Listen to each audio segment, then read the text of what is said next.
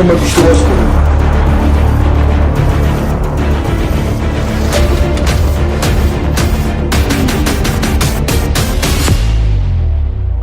تجاوز وحشتناک 4 پسر به 1 دختر.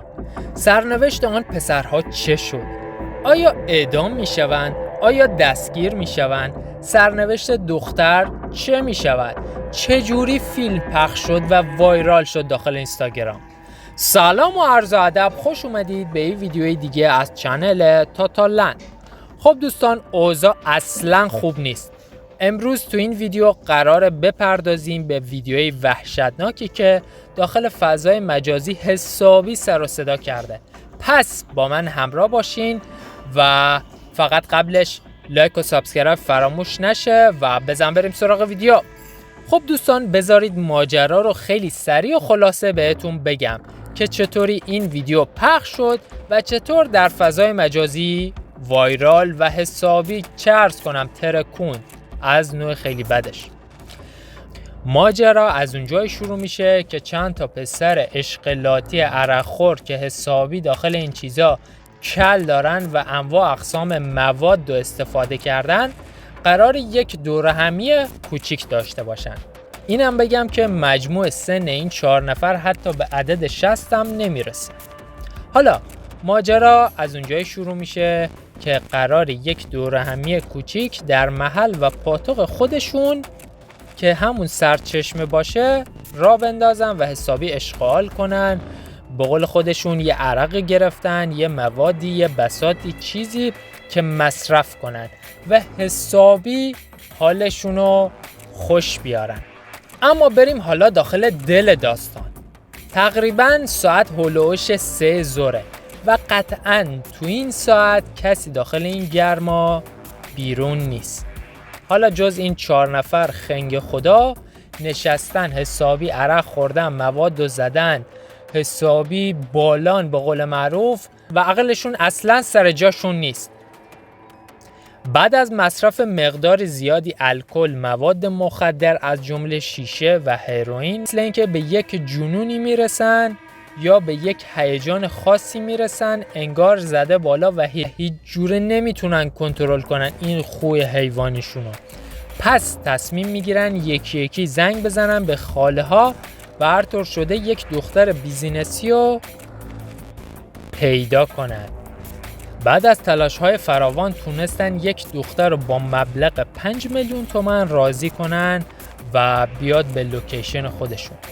بعد از دادن لوکیشن و حالا آدرسی که خودشون اونجا پاتوق کرده بودن که اون خرابه هم میشه به خاطر این همین مبلغ بالا هست و قرار شد 5 میلیون به اون دختر بدن و بیاد داخل لوکیشن خودشون.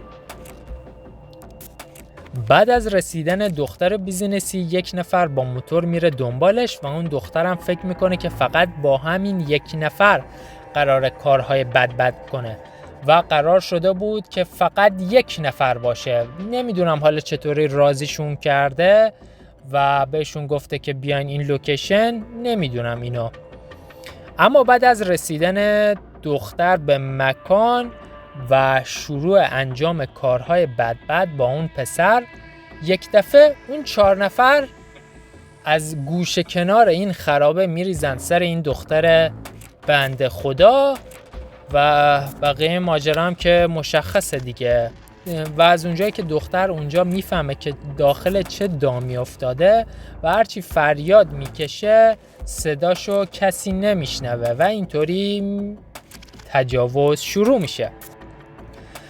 و هر چقدر اون دختر زور میزنه که نکنید این قرارمون نبود و دخترم میبینه که هیچ چاره‌ای نداره جز قبول کردن خواستشون و از اونجایی که چاقو زیر گلوش بود متاسفانه ناچار به همکاری با این 4 نفر میشه و تجاوز وحشیانه به این دختر شروع میشه. بقیه ماجرا هم فکر کنم بدونید خودتون دوستان که چی میشه. فیلمش هم حسابی داخل اینستاگرام موجوده که دیگه بازش نکنم. اما بعد از این اتفاق چطور فیلم پخش میشه؟ بعد از داستان تجاوز و پایان ماجرا مثل اینکه یکی از اون 4 تا پسر عذاب وجدان میگیره و میگه اگه دختره لمون بده و اگه بره شکایت کنه پیش پلیس چه اتفاقی میفته؟ مسلماً اعدام میشن. من خودمو میخوام برم به پلیس معرفی کنم و جرمم کمتر بشه و اون یکی پسرم که فیلم گرفته بود مثل اینکه 2000ش میفته که در خطره و میگه اگه قرار باشه تو بیگناه باشی ما باید با هم اعدام بشیم. پس تصمیم میگیره فیلمو پخش کنه و این فیلمو در کانالهای تلگرامی بدون سانسور پخش میکنه. فیلم تا اینجا هنوز وایرال نشده بود که مسیح علی نژاد میاد فیلمو در اینستاگرامش پخش میکنه و اینستا منفجر میشه و فیلم همینطور دست به دست میشه که فکر کنم فیلمم خودتون دیده باشین. داخل اینستاگرام هر جا رو وا میکنی عکس این 4 تا پسره. بعد از پخش شدن این فیلم در اینستاگرام، در تلگرام و جاهای مختلف خیلی از کنشگرهای سیاسی به این فیلم واکنش نشون میدن و خشم خودشونو در فضای مجازی به اشتراک میذارن.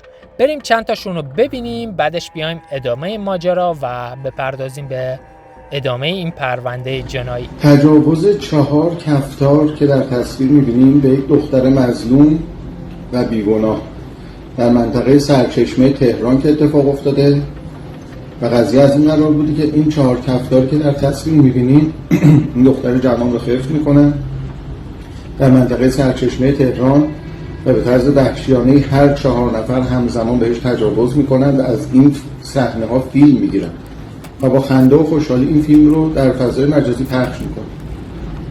این همون خبری بود که ساعت 4 صبح به دست من رسید و با دیدن اون کلیپ دیگه نخوابیدم تا الان.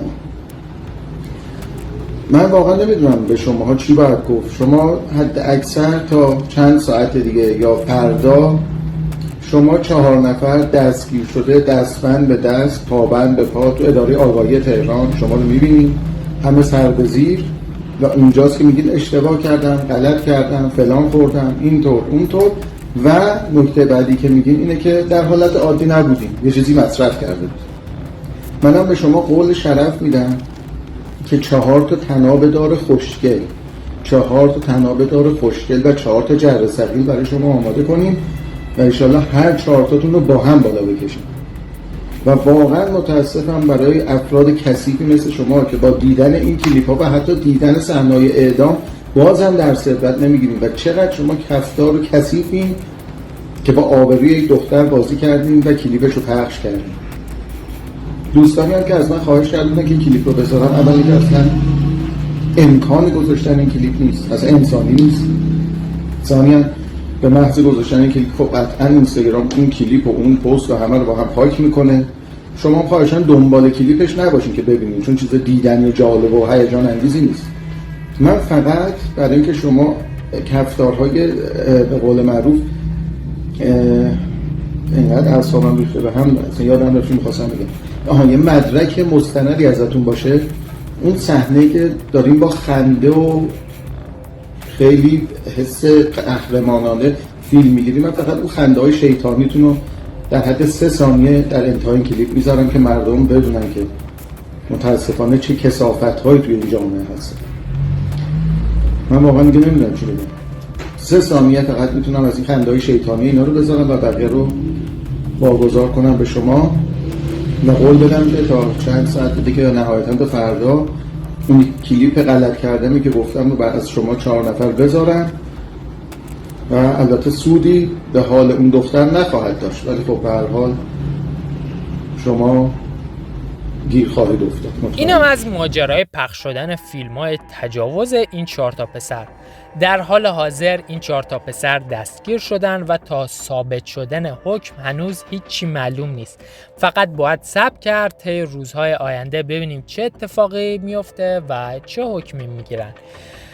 بریم چند تا از مصاحبه‌های این پسرها رو ببینیم، بعدش دوباره برگردیم و این اتفاق رو تحلیل و بررسی کنیم. چاقو زدی؟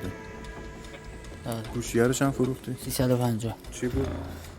جی اف 350 تومن فروختین. با پولش چیکار کردی؟ رفتیم مواد شیشه. مواد مصرف کرده بودم. مواد مصرف کرده بودی؟ بله. چند سالته مگه؟ 18. چند وقت مصرف میکنی؟ این مواد اولین بارم بود، ولی قبلا چیز دیگه میکشیدم. چی مثلا؟ قبلا هشیش بود. چند سال؟ تقریبا 6 ماه. 6 ماه. بله دوستان، اتفاق واقعا وحشتناکیه. نمیدونم چند نفرتون با این اتفاق دست پنجه نرم کردیم، ولی اگه حتی خودتون رو جای اون دخترم بذارید میفهمید که یه دونه کلمش خیلی وحشتناکه. نمیتونم بگم، یه خیلی یه روانی وارد بدنتون میشه.